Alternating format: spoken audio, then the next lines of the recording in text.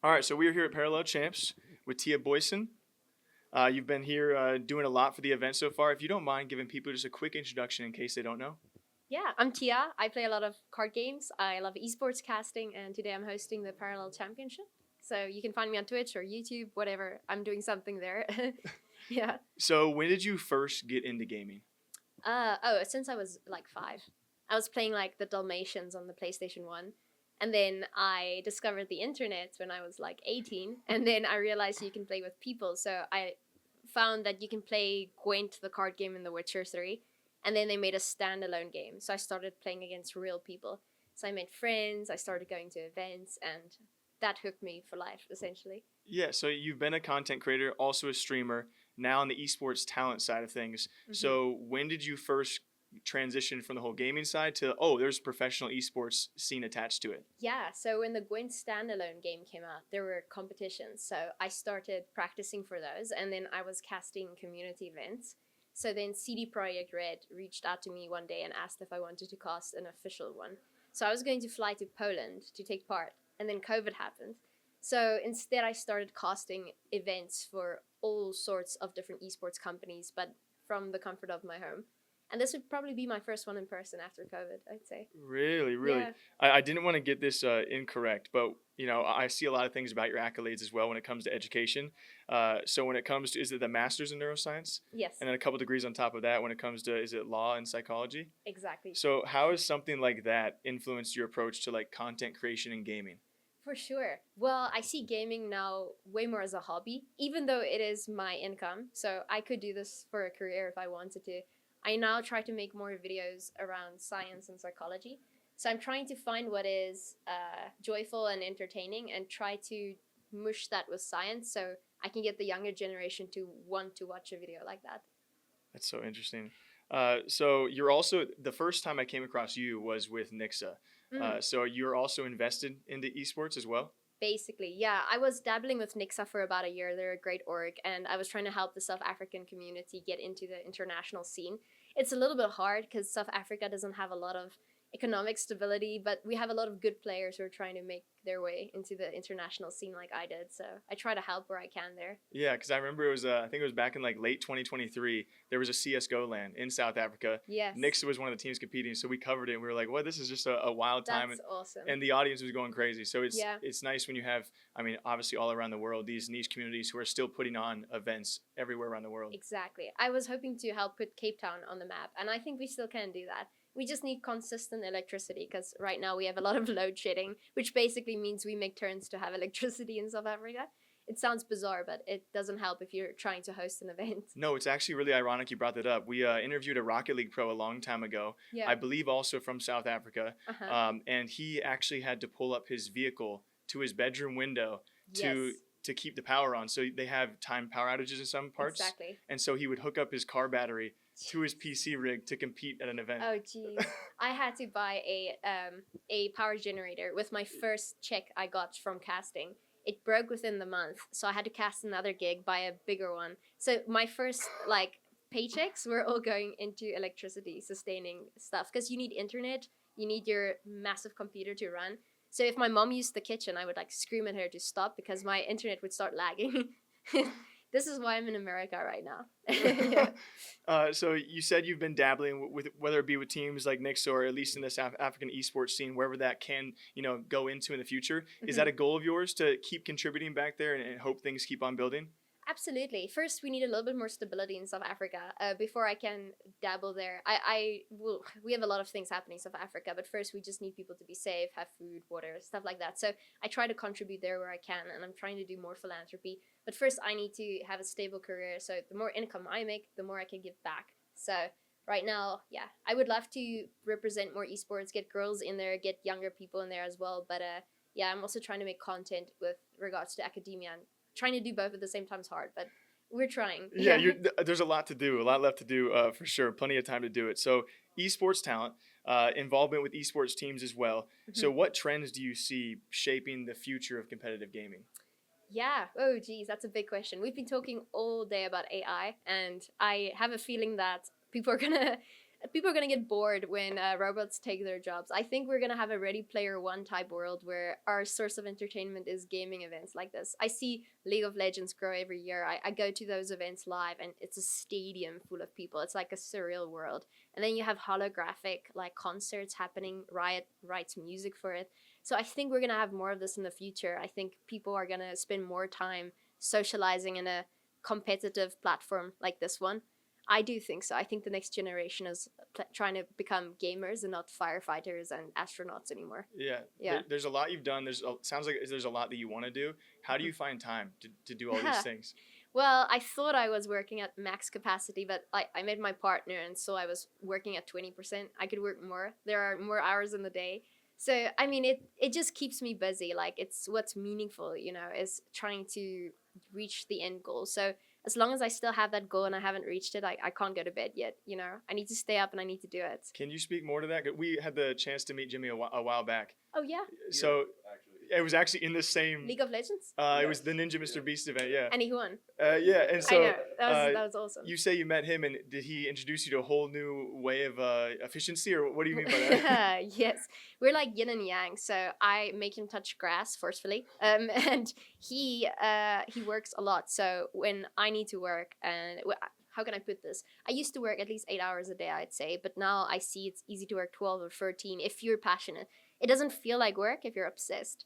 So when he's working at the studio or traveling like he is now, I get to do things like this and work as well. So I don't feel guilty about working as hard as I want to on my passion projects, because I always thought I would end up with somebody who comes home at 5 o'clock, and then I have to, stop working and be a good wife. Yeah, I mean, because it seems based on social presence, I mean, you guys are obviously both so busy, but you also seem like you are involved in pursuits that you both very much individually really want to pursue. Yeah. So how is that like maintaining a balance of work life for both of you?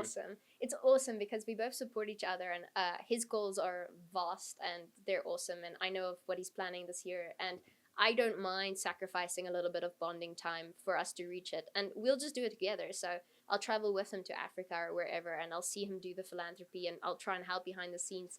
So that works for me. And when I do something like try to make a science video, I'll make him watch it real quick, and he'll tell me what he thinks, and together we are sort of reaching our goals, and that's great. Not to linger on that topic too far, but with such a public-facing relationship at times, how do you preserve your own personal identity in the space of your own pursuits? 100%. So I thought about that a lot when I first met him, and the first one was I wanted to do a master's in neuroscience.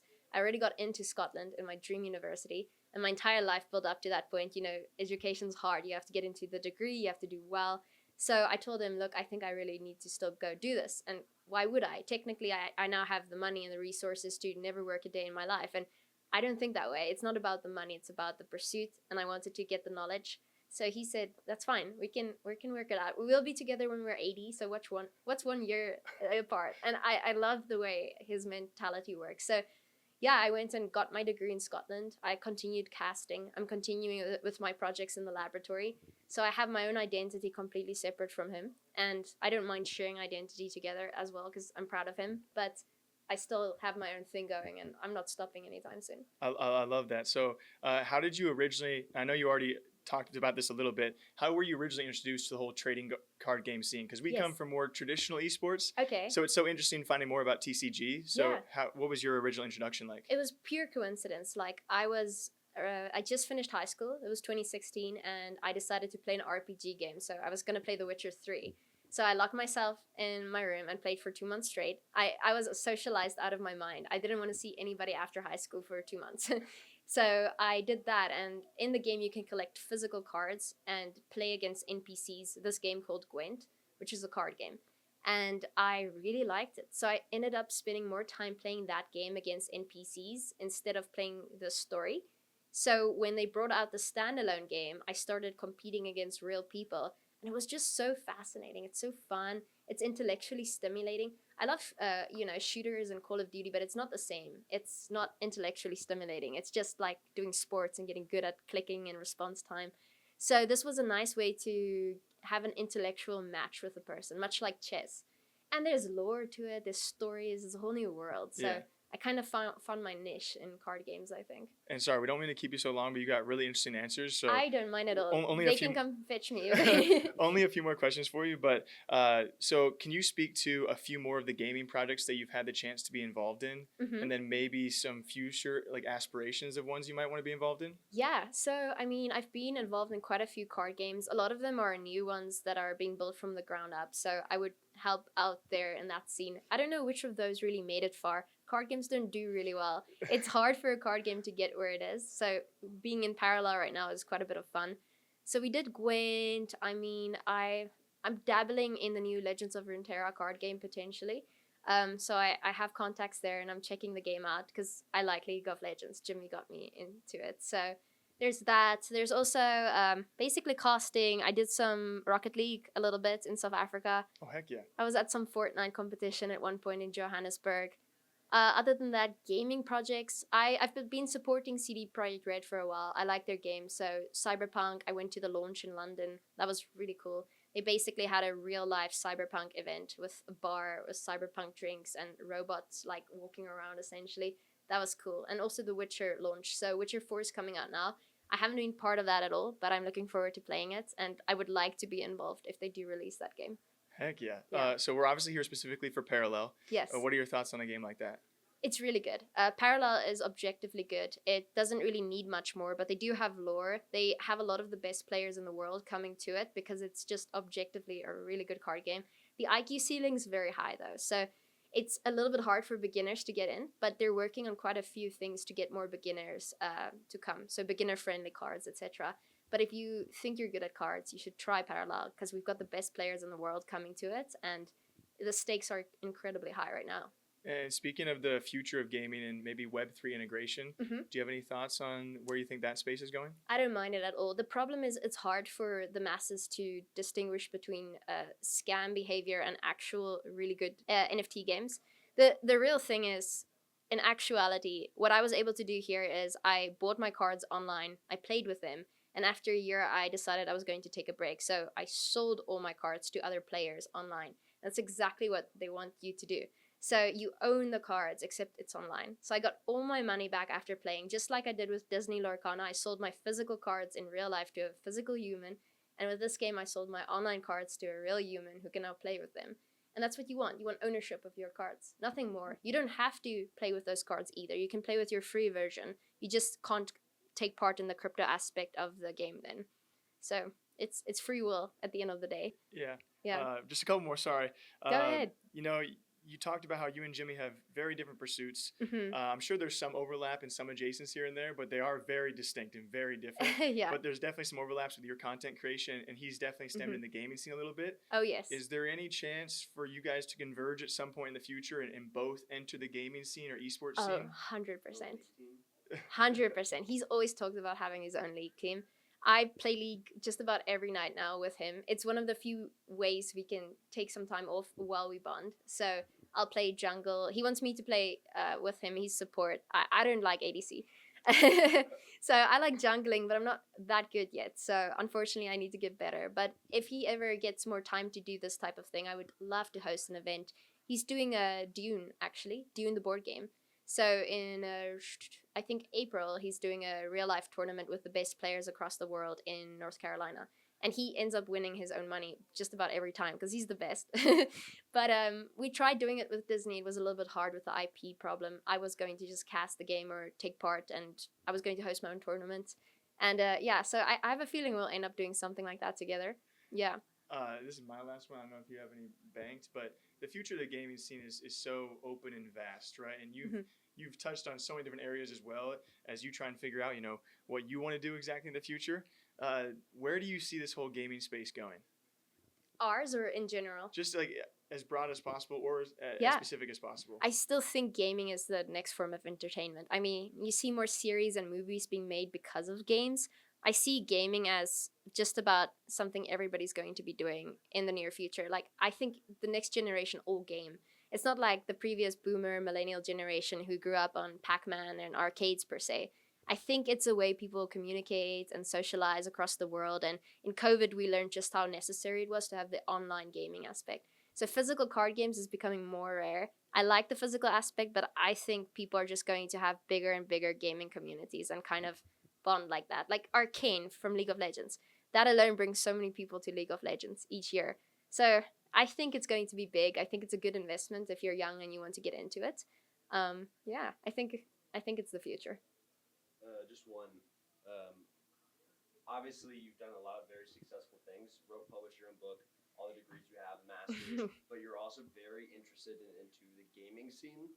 So, what would you say to parents who have a lot of pushback to gaming? I feel like a lot of parents say, Yeah. gaming is bad for you as a kid, or it's not going to stimulate you. You're not going to grow very much. What would you say to those parents? It's a very good question. Jimmy and I are actually talking about that all the time. If we theoretically had a child called Christopher, that would be his name. We're wondering, because we have addictive personalities, so it's really, you need to tunnel vision that into something productive, or we'll end up doing absolute junk, like play games all day. So if we had a kid, we would have to be very careful with how quickly we introduce it to these addictive behaviors, because it's addictive.